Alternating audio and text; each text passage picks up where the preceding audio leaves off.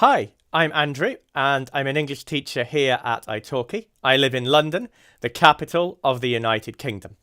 I'm a language learner myself. I've been learning Portuguese, so I know how rewarding it is to make progress in a foreign language. But I also understand some of the challenges that you face along the way. So I would like to help you make the same kind of progress in English that I think I have managed to make in Portuguese. I can help you in lots of different ways. If you want to get a job, I can help you to practice for interviews. I can help you write job applications, cover letters, LinkedIn profiles, everything related to that, and also applications in terms of personal statements for university. If you're studying for a test, such as the IELTS examination or Cambridge exams, I'd be delighted to help you with that, to help you get the scores you need to move to a new English-speaking country and live out your dreams. If you do want to do test preparation, I would urge you, if possible, to not wait until the last minute before you start to work with a teacher. Very often, students come to me needing a 7, for example, in the IELTS exam, having previously scored, say, a 6. And when they come to me at the last minute and they tell me the test is in 3 weeks' time, then there's really little alternative other than to practice on test-type materials to give you the preparation that you need, the specific preparation for the actual test. But what's more important and more useful overall in improving your IELTS score or your score in the Cambridge exams is actually to help you improve your general English. So when students say, how can I get a better IELTS score? The real answer, the only truthful answer, is that you need to improve your English, and this takes time. And believe me, I know, because as I say, I've been studying Portuguese, so I know how long it takes to make progress.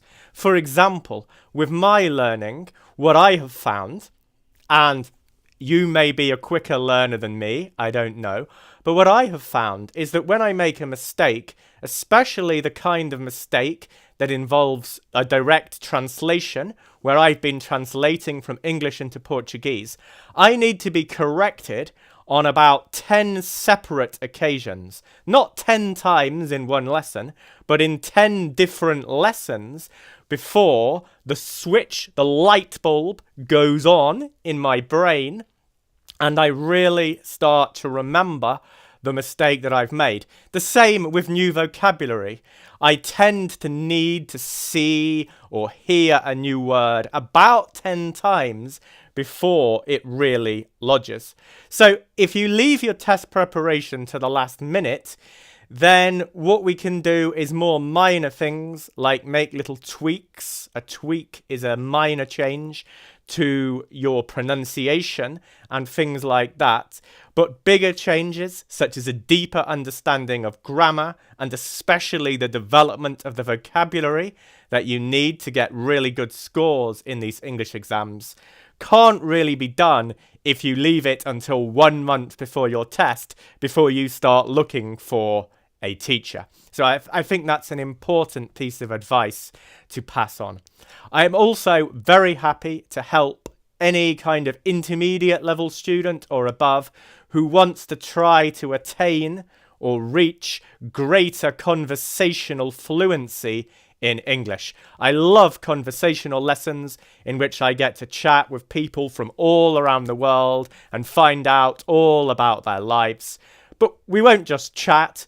I would provide useful corrections in terms of pronunciation and grammar and lots of suggestions as to how you can make your speech more natural using things like phrasal verbs and especially collocations.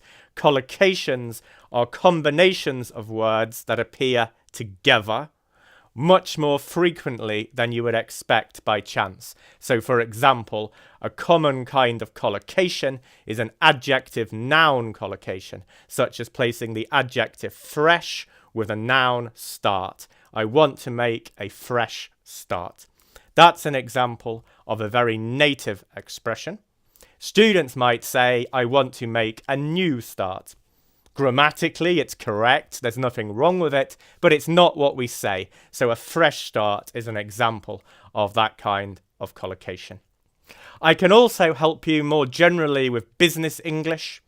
If you need to practice for phone conferences, or you want to do presentations or reports because you need to do reports or presentations in English as part of your job, then I'd be delighted to help you with those as well. And I have a lot of experience of helping students with things like that.